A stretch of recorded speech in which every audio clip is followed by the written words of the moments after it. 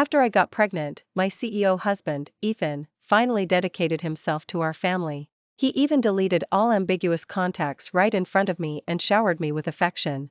Even his most trusted assistant said I had him completely wrapped around my finger. I thought I had finally turned a corner. But just as I was about to give birth, his childhood friend, Chloe, showed up with a sonogram report. "Olivia, I'm pregnant with Ethan's child." She cried pitifully. "I didn't want to come to you, but I just can't bear to abort this child. You know I had a fallopian tube surgery before, and if I abort this baby, it might be difficult for me to conceive again." As she stepped onto the stairs, her foot slipped. I instinctively reached out to steady her, but she turned and pushed me down the stairs. My abdomen seized with excruciating pain, and blood flowed profusely. Yet, in Ethan's eyes, there was only that woman, crying pitifully and playing the innocent act. He ignored my suffering, roaring furiously, "Olivia, how could you be so vicious? Do you really want to harm the child in her womb? Get lost.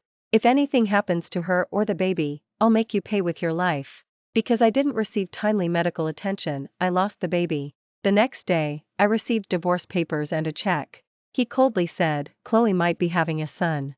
Just let us be." 5 years later, he saw me holding my son's hand at a resort hotel and instantly lost his composure. "Where have you been all these years? Do you know I've been looking everywhere for you and the child?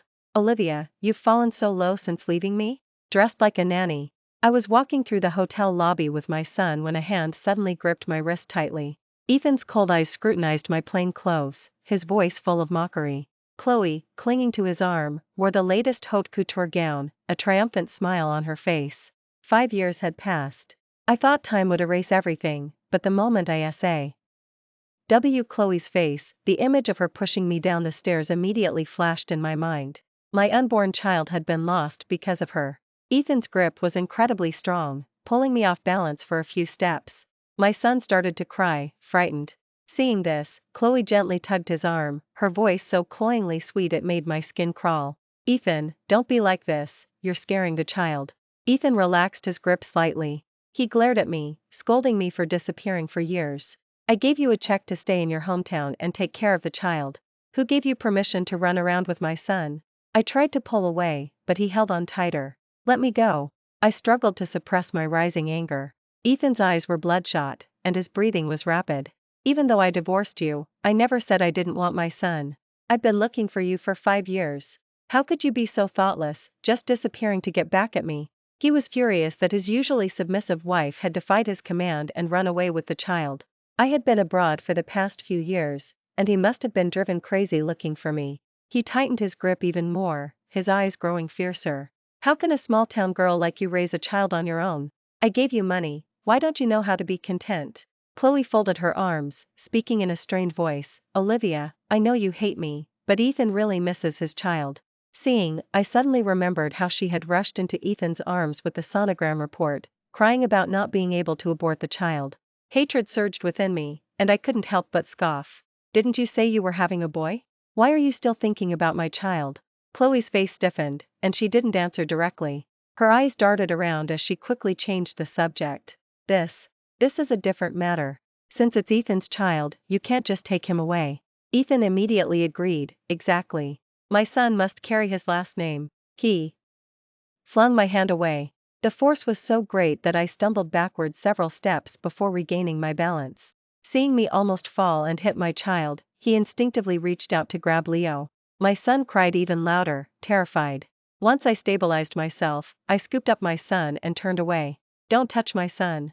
My son's cries drew curious glances and whispers from passers-by. Ethan looked at the crying child, his heart softening. "All right, stop making a scene. After I finish my meeting with Zenith, I'll take my son home. Stay here in the lobby and don't run around. Dream on. I'm already remarried, he has a father." I was starting to lose my patience. Ethan paused, then scoffed, "Remarried? With your impoverished appearance and a dependent child from a second marriage, what blind man would want you? You can remarry, but give me my son." How could I let my son call someone else dad?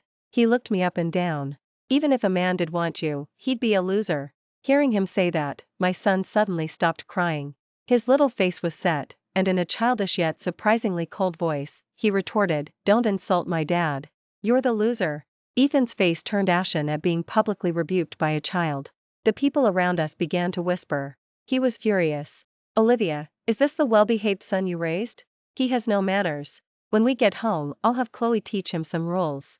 Chapter 2. When heard Ethan tell her to discipline my son, a flash of malice crossed her eyes. Then she resumed her gentle, virtuous demeanor. Ethan, don't be angry, the child is still young. I'll certainly make sure to discipline the child properly for you. Ethan nodded in satisfaction, affectionately pinched her cheek, and, holding her hand, turned to leave for the conference. I sneered. He truly was as conceited as ever.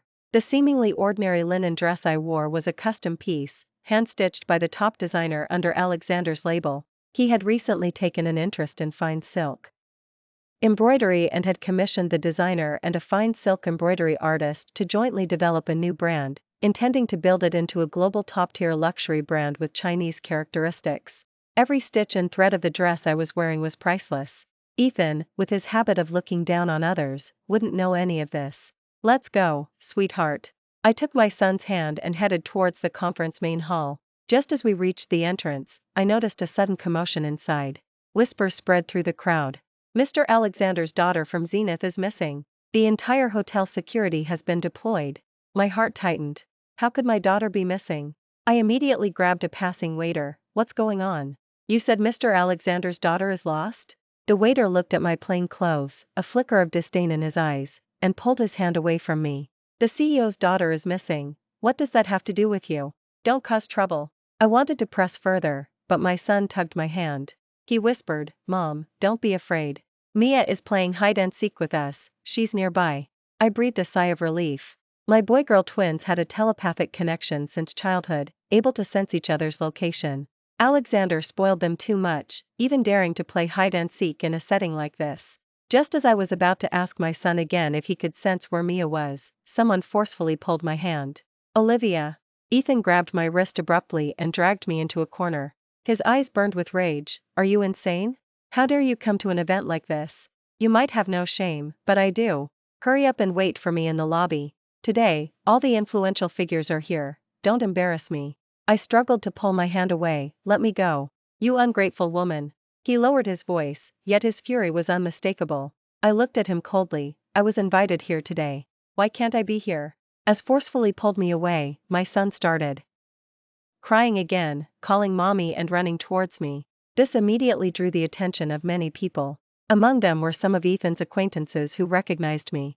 They began to point and whisper. Isn't that Mr. Vance's promiscuous ex-wife who was dumped?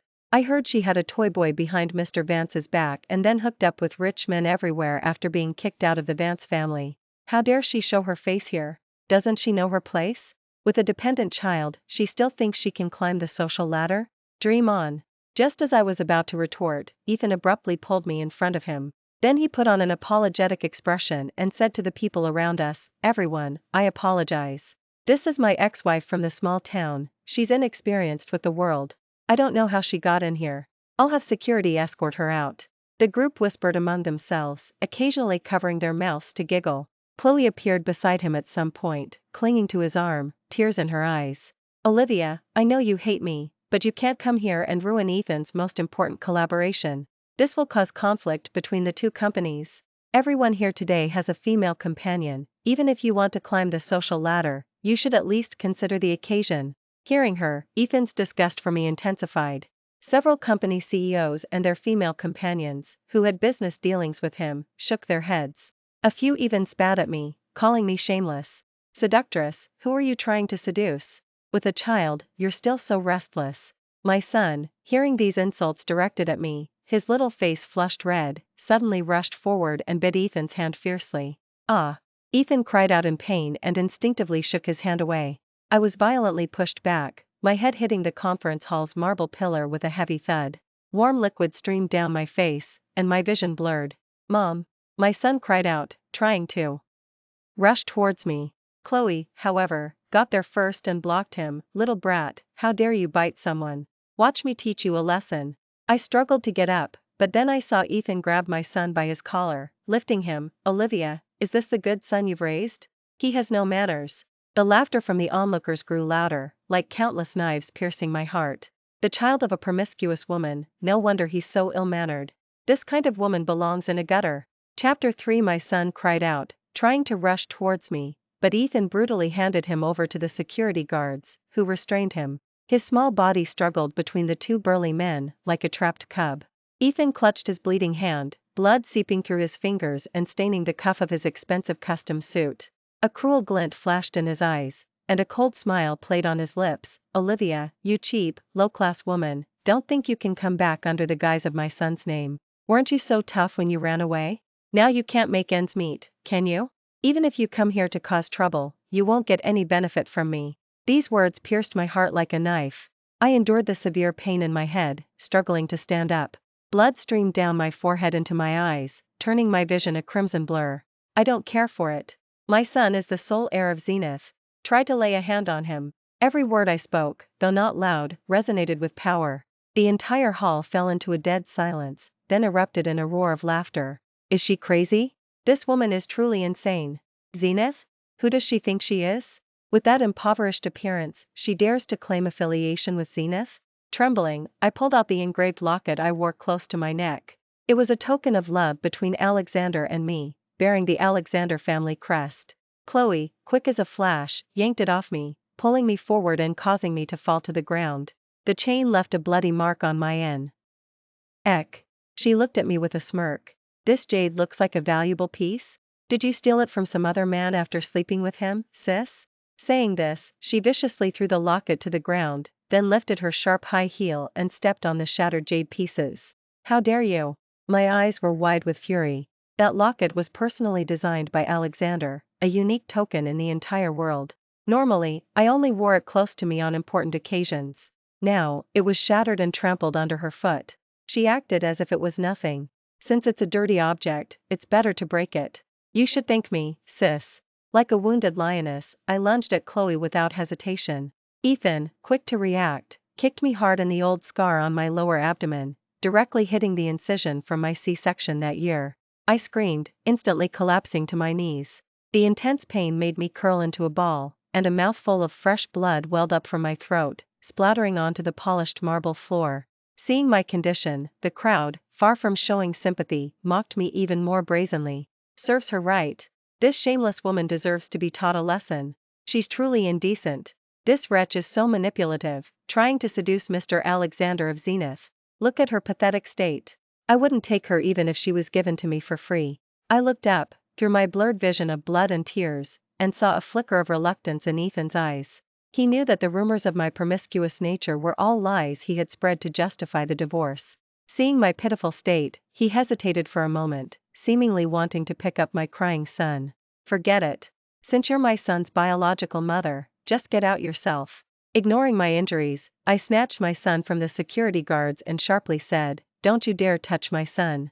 Ethan's eyes widened in fury, and he still tried to grab Leo. Chloe immediately stopped him, leaning in to whisper in his ear, "Mr. Alexa Ender's daughter hasn't been found yet, we can't waste time on her." He was indeed swayed and immediately instructed the security guards behind him, "Ungrateful wretches, if you won't leave, then lock them in the basement storage room. We'll deal with the mother and son after the meeting here is over." Several security guards approached, roughly dragging my son and me. Suddenly, my son, like a small leopard, broke free from the security guards, grabbed a delicate fruit knife from a nearby table, and swiftly slashed at Chloe's arm. Chloe shrieked, and a line of blood immediately seeped from her fair arm. A fierce glint flashed in her eyes, and she raised her hand to slap my son's face. "No." I lunged forward with all my might, taking the slap with my face. A loud crack echoed through the hall. My face instantly swelled, a few teeth mixed with blood foam spit from my mouth, and my eardrums buzzed. The intense pain made my vision black, but I fiercely shielded my son, not allowing him to suffer any harm. My son, out of fear, even forgot to cry, his whole body trembling uncontrollably. Ethan was completely enraged. He grabbed a decorative golf club nearby, pressed the club head firmly against my neck, and pinned me against the wall. "You vicious woman. How dare you incite your rebellious child to commit assault?" Chapter 4. My son's small hands flailed, hitting and crying against Ethan's thigh. "Let go of mom, let go of my mom." Ethan tried to kick him away, but I pushed him with all my strength and held my son in my arms. I stared straight at him. "Ethan, if anything happens to my son and me today, my husband will make sure your Vance disappears from the face of the earth within 24 hours. Ethan's movements froze. He had never seen such a stern expression on my face, and a flicker of panic crossed his eyes. Chloe immediately cried, showing the wound on her arm, "Ethan, it hurts so much. Don't believe her, she's crazy." Ethan always fell for her act, and his eyes filled with tenderness. He threw the golf club away and grabbed my hair, brutally banging my head against the wall. "Wretch! I can't believe I still thought of you with longing all these years, even wanting to take my son back to compensate you. I never knew you were so vicious." Excruciating pain spread from my head throughout my body, and my vision swam with golden stars. My son tried to stop him, but he was only a few years old and couldn't do anything. I bit my lip hard to keep myself from crying out. I didn't want to show weakness in front of my child. The taste of blood spread in my mouth, and I felt a wave of nausea. Just as my son and I were being dragged towards the basement storage room, a small figure suddenly burst out from behind a decorative plant. It was my daughter. She charged at Ethan like a small leopard, her tiny fists pounding his leg without any pattern. "Let go of my mom and brother. Bad man." Chloe grabbed my daughter's hair, and when she saw her face, identical to my son's, her face turned green with rage. The hatred in her eyes almost devoured me and my children. "Boy-girl twins? You actually gave birth to boy-girl twins?" She brutally threw my daughter to the ground, immediately scraping 2 patches of skin off her knees. "Don't touch her. Let go of my daughter." I rushed forward, trying to shield my daughter, but the security guards held me firmly, forcing me to my knees. My daughter had always been pampered, and usually, if she couldn't win playing with her brother, she would cry for a long time. But now, she didn't shed a single tear, her eyes fixed fiercely on the woman in front of her. "You're all bad people, my dad won't let you get away." Before she could finish, Chloe's high heel stomped on her small hand. My daughter's scream tore my heart to shreds. "Stop it!" I shrieked. The 3 of us, mother and children, were brutally thrown into the dark, cold basement storage room. The moment the door closed, I hugged my 2 children tightly, checking their injuries. My daughter's hand was already bruised, and my son had a bloodied mark on his face. "Mommy, it hurts." Mia whimpered softly. "It's okay, sweetheart, Mommy's here, and Daddy will come rescue us." I held back tears, kissing their foreheads. I don't know how long we were locked up, but both children's lips were dry and cracked. Then, high heels clicked on the basement floor. The door opened, and it was Chloe. Her face was twisted in a triumphant smirk, her eyes full of malice. I protectively shielded my 2 children behind me. "What are you doing here?" She kicked me, and I let out a muffled grunt, refusing to fall. "You slut, since you left back then, why did you come back? It's all because of you. You left with the child, making Ethan abandon me and run off during our engagement party. Do you know how much I was mocked?" She laughed sinisterly, her voice filled with venom. "I haven't been able to have children for 5 years, so why do you have 2? And boy-girl twins? Why?" She took off her 4-inch high heel and used the sharp heel to savagely hit me. I curled into a ball, using my body to shield my 2 children. The children trembled in my arms, pleading her to stop. Suddenly, Chloe stopped. There were footsteps outside. She quickly shoved the high heel into my hand, then grabbed my hand and let out a shriek. "No. Olivia, I was just worried about you and came to check. Why are you hitting me?" The door was violently kicked open, and Ethan rushed in. Seeing the scene, his eyes blazed with fury. The next second, he kicked me, sending me flying. I crashed heavily against a metal shelf, hearing the sound of my ribs breaking.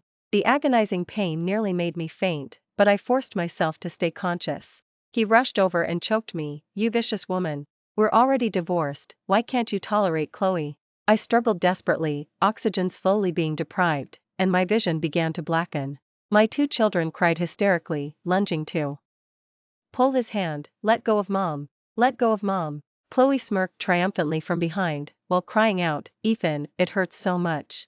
Ethan raised his fist, roaring that he would kill me. Bang! With a loud crash, the steel door of the storage room was violently kicked open from the outside. Dozens of stern-faced bodyguards in black suits and earpieces swarmed in. The man leading them saw my miserable state, and killing intent exploded in his eyes. "You dared to lay a hand on our madam? Have you all decided how you want to die?" Chapter 5. Chloe was clearly stunned, staring at the bodyguards, her face filled with disbelief. "You must be mistaken. Who is your madam?" The bodyguard captain, Ryan, didn't even glance at her. He walked directly to me. When he clearly saw the miserable state of me and my 2 children, he was instantly alarmed. He understood. It was over. This was truly over. This was Mr. Alexander's wife and children, whom he cherished deeply.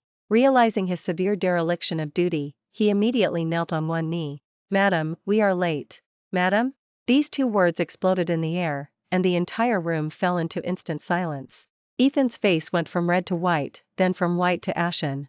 His lips trembled, and disbelief flickered in his eyes. Behind, more than 20 black-clad bodyguards bowed in unison, their movements precise and imposing. Ethan's Adam's apple bobbed. "Impossible, she's clearly a nobody from a small town."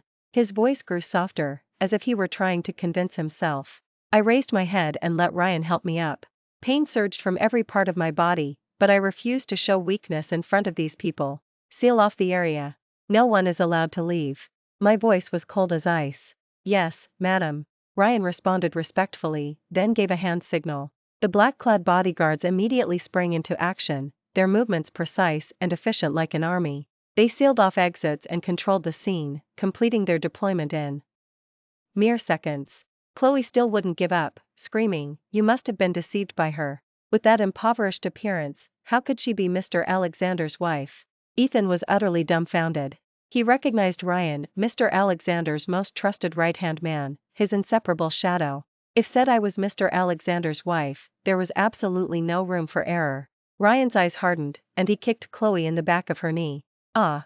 Chloe shrieked, collapsing to her knees before me. She looked up, hissing through gritted teeth. "You wretch! How dare you order someone to hit me? I'm the wife of the Vance heir." I ignored her. Taking my son and daughter's hands, I walked out without looking back. Swoosh! A cold arrow grazed Chloe's cheek and embedded itself in the wall behind her, its fletching still vibrating. Chloe shrieked in terror, a bloodied mark appearing on her face. Alexander, holding a custom compound bow, entered, accompanied by his cold sneer and towering rage. "The wife of the Vance heir? In my eyes, you're not even as good as a dog."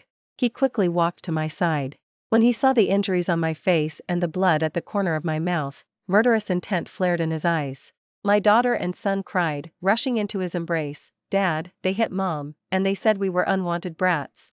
Alexander wrapped his arms around the children, his gaze like daggers piercing Ethan. Ethan's legs buckled, and he fell to his knees. He finally understood what kind of entity he had provoked. And them, too. Wen and Mia were being hit by the bad people, they were all making sarcastic remarks. My son pointed to the people who had followed him in to watch the spectacle. The CEOs and socialites who had just insulted me desperately tried to explain. "Mr. Alexander, we didn't know she was your wife. It was Mr. Ethan and Ms. Chloe who misled us. A misunderstanding. It's all a misunderstanding." "Very well.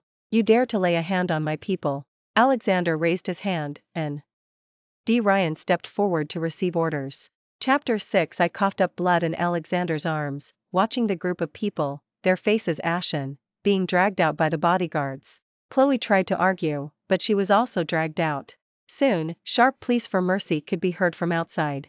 Before was dragged away, he looked at me in disbelief. "Impossible, how could this be possible?" He knew he was finished, his face as shocked as if he had seen a ghost. Alexander Zenith was a top-tier global venture capital firm. Most of the companies attending the conference today had grown or gone public thanks to his financing. He held the power of life and death over the survival of these companies. Alexander carried me back to the hotel's top-floor presidential suite and gently placed me on the bed. He called for a doctor to examine my children and me. "Mr. Alexander, the two children only have superficial injuries, but Madam may need further examination at the hospital." He looked at the bruises and wounds, large and small, on our bodies with heartache, his expression growing even more grim. "Ryan, bring those people in." He then helped me sit on the sofa in the reception room, gently comforting me. "Be good, wait for me for a moment. I'll handle a small matter, and then I'll accompany you to the hospital." Ethan and Chloe were dragged in front of Alexander by Ryan's men, like dead dogs. The others were also brought in, held by bodyguards. Their expensive suits, gowns, and ties were now disheveled. Ethan, in particular, had a crooked nose, and blood still seeped from his nostrils and the corner of his mouth. He seemed to have lost his soul, still muttering impossible. And those exquisitely made-up socialites and wives had disheveled hair, their makeup smeared from crying. Chloe had clear finger marks on both cheeks. Her high heels were long gone, she lay barefoot on the ground like a dead dog. When that group saw Alexander, they began to desperately beg for mercy. "Mr. Alexa Ender, this is all a misunderstanding. It has nothing to do with us. Mr. Alexander, oh, no. Madam, it was those two who misled us, we didn't do anything. It was them, they were the ones who hurt Madam and the two children, it's not our fault. Please, for the sake of our partnership, spare us. I leaned against Alexander, feeling the angry tremors from his chest. Humph. Partnership? I conduct business without considering anyone's face. As for this small loss, Alexander, don't care. Everyone present turned ashen. Ethan collapsed to the ground, his eyes vacant. His company, his entire world, had vanished in mere minutes. Chloe cowered in a corner, truly looking like a beggar, not daring to make a sound. Alexander picked me up and strode out of the meeting room. Bodyguards formed a human shield behind us, separating those people into another world. I leaned against him, closing my eyes, my thoughts drifting back to that snowy night 5 years ago. I had fled to a remote town in Europe, penniless, hunted down and desperate. Burning with fever, I collapsed in the snow, waiting for death to claim me. It was then that he appeared. Alexander picked me up from the snow, his body heat dispelled the cold from my body. I remembered his eyes back then, gentle and warm. He hired the best doctors for me and personally took care of my diet and daily life. When I told him everything, he was only angry and heartbroken. He said, "Don't be afraid. From now on, I will protect you. No one will lay a finger on you." The private jet flew steadily above the clouds. I leaned on Alexander's shoulder, listening to the laughter of our two children at the other end of the cabin. Back at Alexander's private estate, the medical team was already waiting. They pushed a wheelchair forward, but Alexander shook his head, insisting on carrying me into the examination room himself. "Examine her carefully," he told the chief doctor, his voice carrying undeniable authority. "If there are any problems, you will be held fully responsible." The doctors nervously nodded and immediately began their work. Alexander held my hand, his eyes filled with worry. "I'm fine," I said softly. "With you here, I feel at ease." He kissed my forehead, only letting out a long sigh of relief when the doctor confirmed there was no serious injury. As night fell, the children's laughter in the garden rang out clear as silver bells. I leaned against Alexander's shoulder, watching Leo and Mia chase each other across the lawn, a wave of contentment washing over me. "Does it still hurt?" Alexander whispered, his fingers gently brushing the stray hairs from my forehead.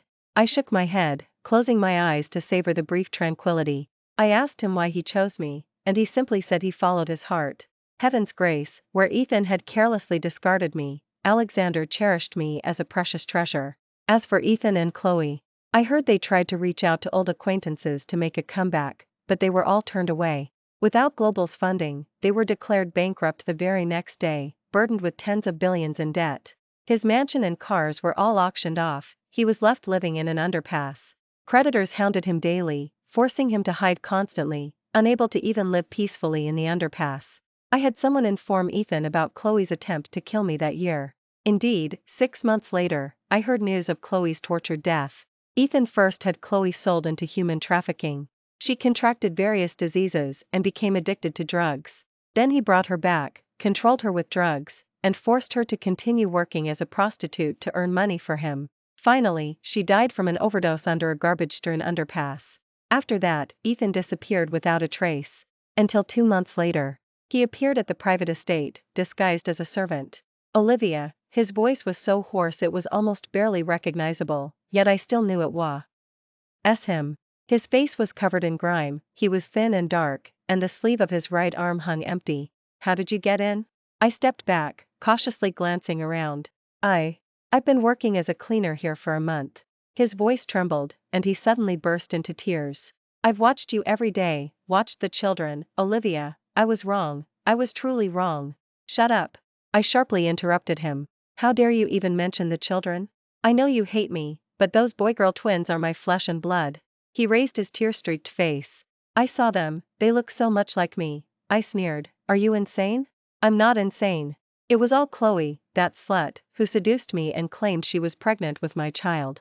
She actually used a forged sonogram report, she deceived me. I only survived these past 2 years thinking of those two children, Olivia." A sharp pain gripped my chest, and the memories I had buried deep within me surged forth like a tide.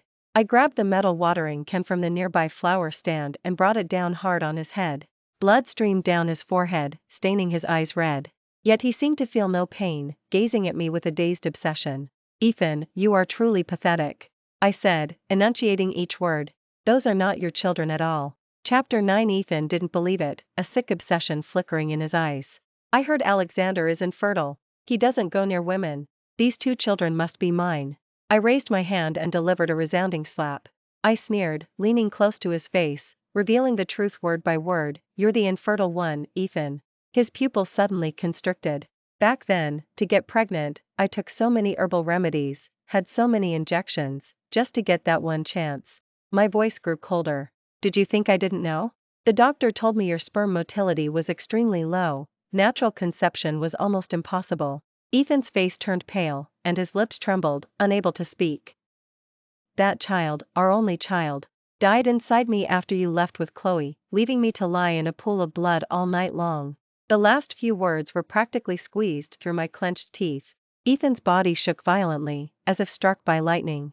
He suddenly started slapping himself like a madman, blow after blow, until his cheeks were swollen and distorted. It was me. I killed my own child. I'm guilty. I'm guilty. Blood streamed from his nostrils, mixing with tears, and dripped onto the garden floor. I watched his breakdown with cold eyes, feeling not a shred of pity. On that rainy night 5 years ago, when I lay in a pool of blood begging for help, his eyes were only on Chloe. Olivia, please, please forgive me. He knelt on the ground, reaching out to grasp the hem of my dress. I've been looking for you for 5 years, 5 long years. His voice was choked with sobs. I didn't know our child died. I kicked him away. Get out. Ethan fell heavily to the ground, his forehead hitting the flower stand, and blood immediately gushed out. I ignored him. The once domineering CEO now looked like a madman. Just then, Alexander appeared at the end of the corridor, holding Leo and Mia. He walked over to me with a smile, gently wiped the dust from my hand, and then took the children's hands. Let's go, don't let the children see such a disgusting sight. I nodded, and the 4 of us turned and walked away. Behind us, Ethan's heart-wrenching cries echoed, Olivia, don't go, don't leave me. His voice faded into the distance, finally disappearing at the end of the corridor. Before consciousness faded, his mind flashed with memories of his past, when he was the center of attention, with my shy face on our wedding day, and his wild joy upon learning of the pregnancy. Then, everything transformed into the degradation consumed by desire, and the piercing regret of searching for me for 5 years. The last thing he saw was the happy backs of Alexander, the children, and me, our family of 4. That was the paradise he had personally destroyed, a paradise he could never reclaim, not even in eternity. Thank you for watching today's story. If you enjoyed this video, please like and share it with your friends. We look forward to hearing your thoughts in the comments section. Feel free to share your views, and don't forget to subscribe to our channel for more exciting stories. See you next time.